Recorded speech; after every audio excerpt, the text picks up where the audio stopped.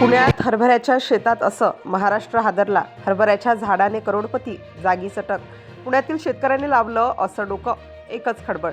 पुण्यात घडलेली ही घटना ऐकून सगळ्यांनाच धक्का बसतोय.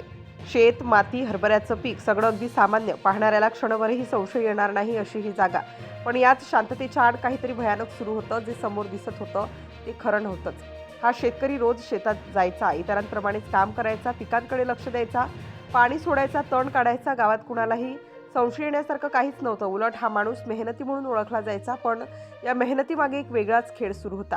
हरभऱ्याच्या ओळी दिसत होत्या, हिरवीगार झाडं, शिस्तबद्ध लागवड, सगळं पाहता क्षणी ठीकठाक वाटायचं. शेत साधं होतं, पण काही झाडं इतरांपेक्षा वेगळी दिसत होती. थोडी जास्त उंच, थोडी वेगळी रचना. पण सामान्य माणसाला ते कधीच कळलं नसतं, कारण मुद्दामच ती झाडं दुसऱ्या पिकात लपवली गेली होती.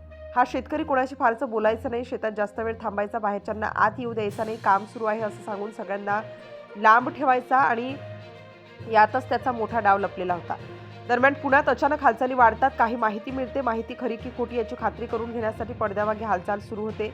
कोणालाही कळू न देता शांतपणे निरीक्षण केलं जातं. शेतावर नजर ठेवली जाते आणि बाहेरून सगळं अगदी नॉर्मलच दिसत होतं.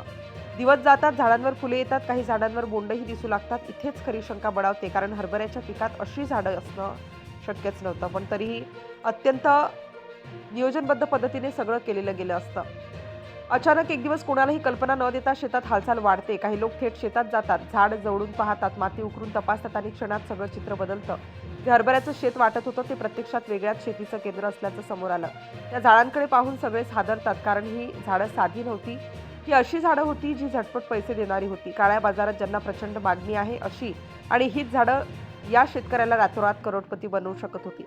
झाडांची संख्या पाहून सगळ्यांनाच धक्का बसतो. ही 1-2 झाडांची गोष्ट नव्हती. संपूर्ण नियोजन करून मोठ्या प्रमाणावर लागवड केली गेली होती. फुलं, बोंड सगळं विक्रीसाठी तयार अवस्थेत होतं. म्हणजे डाव हा आजचा नव्हता, तर अनेक दिवसांपासून रचलेला होता. याच क्षणी त्या शेतकऱ्याला ताब्यात घेतलं जातं. शांत दिसणारा हा माणूस आता पूर्णपणे गोंधळलेला असतो. त्याचं हरभऱ्याचं शेत अचानक देशाला हादरवणाऱ्या प्रकरणाचं केंद्र ठरतं.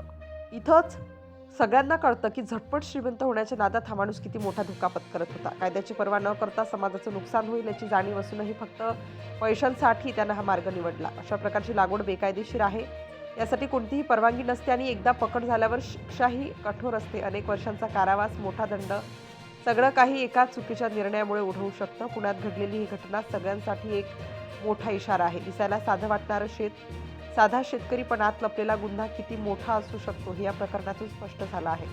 आज हरभऱ्याचं शेत चर्चेत आहे, पण कारण वेगळंच आहे. कारण त्या शेतात हरभरा नव्हता, तर बेकायदेशीर नशेचं पीक फुलत होतं. आणि म्हणूनच पुण्यात हरभऱ्याच्या शेतात असं घडलं आणि महाराष्ट्र हादरला.